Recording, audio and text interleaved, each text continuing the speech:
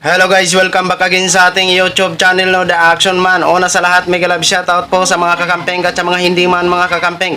Kung interesado ka sa bidyong ito, patapusin mo na hanggang dulo at huwag nyo nang kalimutan na i-like at i-share ang video para malaman naman ang iilan sa ating mga kababayan na nagtutulog-tulugan sa katotohanan. So muli naman nagbabalik ang nag-iisa nyong host na si The Action Man para magbigay ng komentaryo at reaction sa mga mainit ng issue ng bayan. So ito ho mga ka-action, mga kakampeng, no, may gusto lang ho ako na i-share sa inyo about ito sa pikunan sa pandinig dito kay Ka Eric na tinatawag ho mga ka-action. At dahil sa kanyang pagmamatigas, ito ho ang kahinatnan. Panoorin nyo na lang po ang video mamaya ha. At diretsahan na sinabi ng isang party list na bastos ka, patapusin mo ako. Dahil sa kanyang pagmamatigas, panoorin po muna natin kung ano ang kinahinatnan bago ho tayo magtuloy-tuloy. Pinakulong sa Kamarama, angkor ng SMNI na sina Eric Celis at Lorraine Badoy. Nakasagutan pa nila ang mga mambabatas. Nasa full-line balitang yan si Marian Enriquez. Sa simula pa lang ng pagdinig ng House Committee on Legislative Franchises, diretsahang tinanong ni Quezon Representative J.J. Suarez kung sino ang sinasabing taga-Senado na siyang pinagbasehan ng komentaryo sa programa ng SMNI host na si Eric Celis. Tungkol ito sa umano'y 1.8 billion pesos na travel fund ni House Speaker Martin Romualdez. National security issue raw kasing maituturing ang impormasyong taga-Senado ang naglalabas ng maling balita.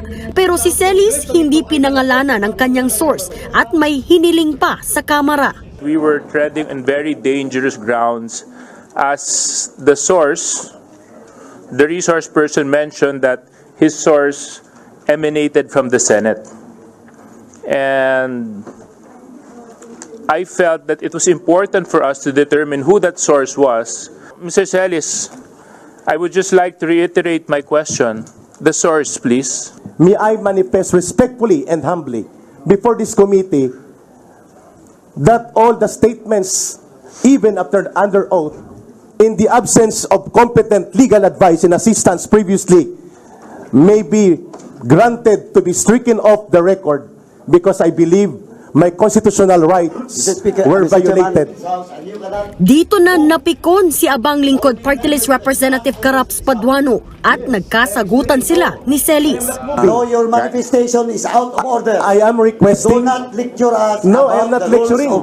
I am standing up for my right. We might cite you in contempt. Then so be it, Your Honor. You challenge us? Yes. Okay. If What's that the will question, be seen in the nation na walang Yes. karapatan ang mga invited guests dito na magpahayag, Your Honor, with due respect to you. Your manifestation to straighten out. Patapusin mo ako. Yes, sir. Huwag ka may bastos. Hindi ako bastos. Patapusin mo ako.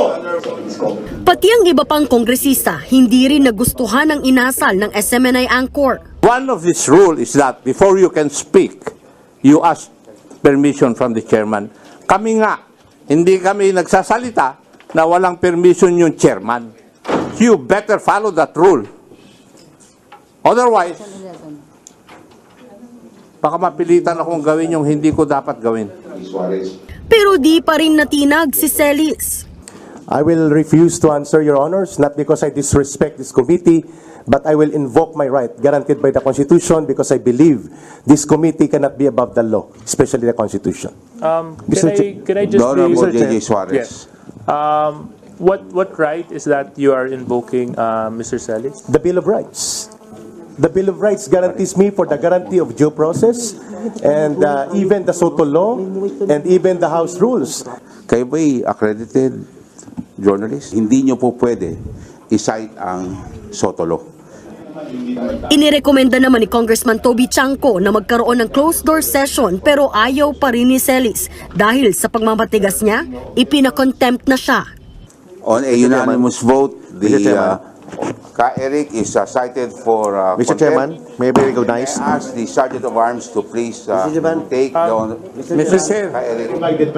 Inadapt din ng Kamara ang mosyon na manatili sa detention si Celis hanggang sa maisumite sa plenaryo ang committee report tungkol sa issue. Inaprubahan din ng komite ang hiling ni Congressman Suarez para sa pagsupina ng phone records ni Celis. Matapos i-contempt si Celis, sunod namang pinocontempt ng komite ang SMNI host na si Lorraine Badoy. Nahuli raw kasi ng mga kongresista ang pagsisinungaling umano ni Badoy tungkol sa mga pumapasok na advertisers sa kanilang programa. Sabi ni Badoy may advertisers ang kanilang show, pero sabi ng legal officer ng network, sa ngayon ay wala silang advertisers. And I think you are lying dahil dito po naka-breakdown po ang revenue. 7 istasyon ang kumita ng 105 million ng 2022. Clearly, nagsisinungaling kayo. Ma'am Badoy. Mensahe naman ni Badoy bago siya i-escort palabas. This was the place where we could stand on our shared ground of love for country, and what I witnessed right now was a travesty. Pero belta sa kanya ng isang mambabatas. I'm sorry for what happened to you, Madam Badoy. But you do not have a monopoly of love of country.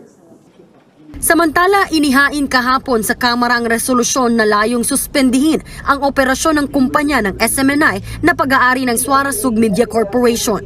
Dahil yan sa umano'y paglabag nila sa terms and conditions ng kanilang prangkisa. So yun na ho mga ka-action, mga kakamping, napakinggan na po natin at napanood na po natin ang mga mainit na eksena sa nasabing pandinig. Dahil sa pagmamatigas ni Ka Eric, yun ang napala niya. Kinontempt na siya. Ano ba ang ibig sabihin kapag kinontempt ang isang tao? Wala kang magagawa kung hindi i-detain ka sa detention area hanggat hindi mo sinasabi ang totoo. Naiintindihan ko si Ka Eric sa pagsabi niya na kung hindi niya sasabihin ang kanyang mga informant. Kasi may privilege naman at tinatawag na confidentiality. Oo. Na hindi niya pwedeng sabihin ang kanyang mga informant kung sino-sino. Para na rin sa seguridad ng kanyang mga sources. Naintindihan ko po doon.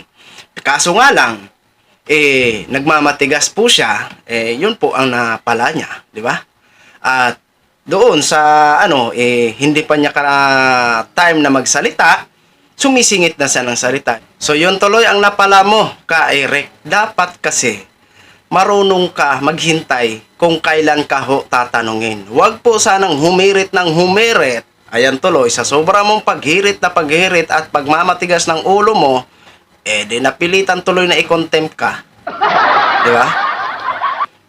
Dahil nga po ito sa, alam nyo naman po, ang mga issue nito, about po sa kanyang, nai-aire sa kanyang programa, ang about sa kanyang katanungan, or accuse, sa kay, doon nga po sa 1.8 billion ho. Kaya ito po ang napala. Diba? So, ano nang magagawa mo dyan, Ka Eric? Magpatulong ka na lang po kay Pastor Kibuloy. Baka may power pa naman si Pastor Kibuloy na matulungan ka, baka pwede naman ho yan niya mapa-stop yan. Good luck na lang po sa laban nyo, Ka Eric, ha. Kami po ay subaybayan namin ang naging issue nyo dito versus sa mga kongresista, ayan. Bahala na ho kayo kung alin ang tama, kung alin ang mali. Kung ang mali ay wag natin ipaglaban. Ang tama ay dapat ipaglaban.